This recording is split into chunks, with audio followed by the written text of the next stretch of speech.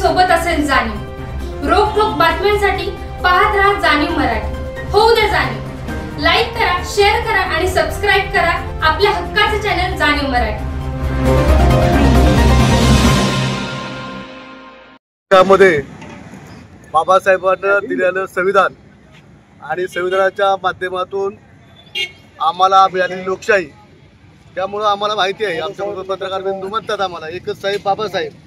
त्याच पद्धतीनं बाबासाहेबांच्या विचारधारेवरती सातारा जिल्ह्यामध्ये एक सातारा जिल्हा हा संविधानप्रेमी जिल्हा व्हावा, लोकशाही मार्गाने चालावा, यासाठी Republican party of India Gavai गटाच्या माध्यमातून जिल्हा अध्यक्ष संजय तात्या आमचा मित्र यांच्या नेतृत्वात जे आंदोलन सुरू आहे ते अत्यंत चांगलं आंदोलन आहे।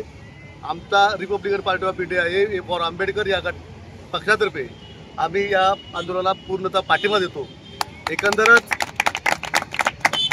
एकंदरच आपण पाहतोय की सातारा शहरामध्ये तसंच सातारा जिल्ह्यात सातारा शहराच्या आसपास असणाऱ्या उपनगरामध्ये अवैध धंद्याचा ते बोकाळलेले आहेत। छोटा मोठा गुन्हेगार जेलमधनं सुटला की पोलिस त्याला म्हणतात अरे काहीतरी चांगला धंदा कर, आणि चांगला धंदा कर म्हणून त्याला चक्री धंदा करायला होतात। म्हणजे एकतर चोरांना, दरोडेखोरांना, छोट्या गुंडांना पोचून रोजगार हमी योजना या पोलिसांनी सुरू केलेली आहे। पोलिसांच्या या रोजगार हमीच्या मुळे या म्हणजे छोट्या मोठ्या गुंडाला शाळा शिक, कामधंदा कर हे म्हणण्याच्या ऐवजी हे असले चक्रीचे, कुठं बाटक्याचे, जुगारीचे धंदे काढण्याचं प्रोत्साहन दिलं जातं। आणि या प्रोत्साहनाच्या मुळेच यांच्याकडे आलेला जो 2 नंबरचा काळा पैसा येतोय आणि त्या पैशाच्या जोरावरती हे छोटे मोठे भुरटे चोर आता मोठमोठे गुंड होऊ लागलेले आहेत, मोठमोठे बुक्की झालेले आहेत। आज 20-22 वर्ष झालं मी पाहतोय साताऱ्यामध्ये की छोटे बुक्की असणारी पोरं, छोटे गुंड ज्यांनी कधी थोडीशी मारामारी केली होती, आज ते पोरं भाई, दादा, बादशाह कुणी काही नावं टाकून मोठमोठे प्लॉट गेलेले आहेत। यांच्या संपत्तीची चौकशी केली तर आज यांच्याकडे करोड रुपयाची संपत्ती आहे। आज आम्ही 20-22 वर्ष चळवळीमध्ये काम करतोय, आमची संपत्ती तर 5-25 लाखाच्या पुढे निघणार नाही।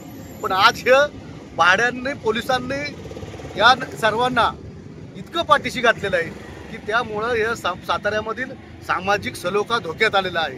हे मस्तावलेली पोरं बघतोय आपण, कुणी कुणावरती गोळीबार करतोय, कुणी कुठं बाया नाचवतोय, हे सगळं या 2 नंबर बद्द होतंय। आता तो कोणी मध्ये तो वरचा भाई एक होता, आपल्या बाईला कुणीतरी डोस टाकला इथं मंगळवारातला, ते सगळे मटकेमध्ये जायते इकडे ते आता तिथं कुठं त्या करंजात चालू होतं ते सगळे 2 नंबरवाले जायते। हे सर्व पोलीस आणि इथले जे पोलीस आहेत ते इथल्या राजकारण्याच्या दबावाला बळी पडून हे असले गुंड पोचले जातात। आणि त्यामुळे रिपब्लिकन पक्षाच्या या आंदोलनामध्ये उद्याच्या काळामध्ये दादासाहेब आम्ही सुद्धा आणि आमच्या नेतृत्वाखाली आम्ही सुद्धा या आंदोलनामध्ये सक्रिय सहभाग नोंदवू।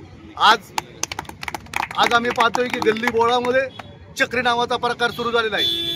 पोलिसांना साधारणपणे 10 ते 15-20 हजार रुपये हप्ता दिला की खालपासून वीरपर्यंत की मंथली पोचली की हप्ता आहे चालू कर रे, त्याच्याकडे कानडोळं केलं। आज परवाच आपल्या लक्ष्मी टेकडीमध्ये माझ्या एका सामाजिक कार्यकर्त्याच्या घरासमोरच चक्रीत धंदा, तो साधारण जर कोणाला पण सांग पोलीस आमच्या घरच्या इथे, आणि जेव्हा पोलिसांना सांगितलं पोलिस नुसता कारवाईचा बगाड देतात, नुसता कारवाईचा उभारलं जातं आणि फोर्स केला जातो कारवाईचा, कुठल्याही प्रकारची कारवाई होत नाही। आज आपण पाहिलं तर सातारा जिल्ह्यामध्ये यांच्या आकडेवारीप्रमाणे 150 सातारा शहरामध्ये 150च्या आसपास शहरामध्ये आणि उपनगरामध्ये चक्री चालतात। तिथंच तासाने येणारी जी काही त्या ऑनलाईन लॉटरी आहेत ते चालतात आणि हे मटक्याच्या अड्डे तर सातत्याने चालू आहेत। उपनगरामध्ये जर पाहिलं आपण तर वाडे चौक, बॉम्बे रेस्टॉरंट चौक, अजंठा चौक आणि तसेच MIDC मधील जे बांधव आहेत ते छोटे रोजगाराच्या माध्यमातून त्यांना सुद्धा मटका खेळण्याकरता कुपरची जे आपली जुनी कंपनी आहे तिथं सुद्धा चांगल्या रीतीने मटके चालवले जातात।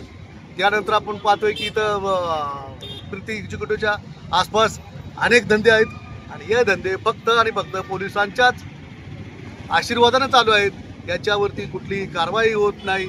त्यांचा जो कोणी बुकी आहे तो बिंदास्तपणे मन्याभाईसारखा फिरतोय, तो स्वतःला सोन्याभाई समजतोय आणि असल्या भाईला ठेचण्याकरता रिपब्लिकन पक्षाने उचललेलं जे एल्गार आंदोलन आहे याचा या आंदोलनाला आम्ही सक्रिय सहभाग नोंदवणार एवढं माझं निश्चित. टॅन टॅन टॅन टॅन टॅन टॅन टॅन टॅन टॅन टॅन टॅन टॅन जी केम आटा चक्की माझी दळणाची कटकट मिटली. टॅन टॅन टॅन टॅन टॅन टॅन टॅन टॅन टॅन टॅन टॅन टॅन गहू ज्वारी बाजरी millet spices cereals grind everything here G केम आटा चक्की. टॅन टॅन टॅन टॅन टॅन टॅन टॅन टॅन टॅन टॅन टॅन टॅन जी केम आटा चक्की आता सर्व धान्य दळा घरच्या घरी. अनंत ट्रेडिंग कॉर्पोरेशन, शाही मस्जिद जवळ, राजपथ, सातारा. टॅन टॅन टॅन टॅन टॅन टॅन टॅन टॅन टॅन टॅन टॅन टॅन. आज आंदोलनाचा दुसरा दिवस आहे.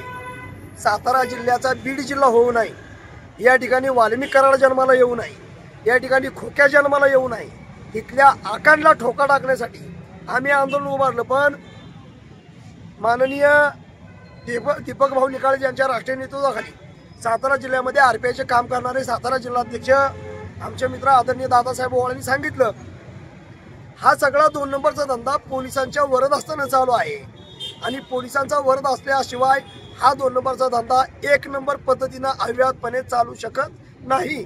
त्यामुळे पुन्हा एकदा पोलीस प्रशासनाला विनंती आहे की SP साहेब, सातारा जिल्हा तुम्हाला बीड जिल्हा करायचा आहे का? सातारा जिल्ह्यामध्ये नवीन तुम्हाला वाल्मिकी कराड जन्माला घालायचा आहे का? सातारा जिल्ह्यामध्ये कोण तुम्हाला आका तयार करायचा आहे का? असं जर तुमच्या डोक्यात असेल तर असे वाल्मिक कराड, खोक्या आणि आकाच्या बोक्यावर बसण्याला रिपब्लिकन पार्टी ऑफ इंडिया सक्रिय आहे. आज आमची ताकद दुगुणी झालेली आहे, कारण दादासाहेब ओवाळ आणि त्यांच्या RPIनं आज रोजी या आंदोलनाला जाहीर पाठिंबा दिलेला आहे. त्यामुळे दादासाहेब ओवाळ आणि त्यांच्या सहकाऱ्यांचं मनपूर्वक आभार, अभिनंदन. असंच सहकार्य लाभू द्या. इथून पुढे हे आंदोलन अधिक तीव्र गतीने चालवलं जाईल याची ग्वाही देतो. जय भीम, जय भारत, जय शिवराय. सांग भला बोला, सातारा SP नावानं सांग भला बोला, पालकमंत्र्याच्या नावानं पालकमंत्र्याच्या नावानं डॉक्टर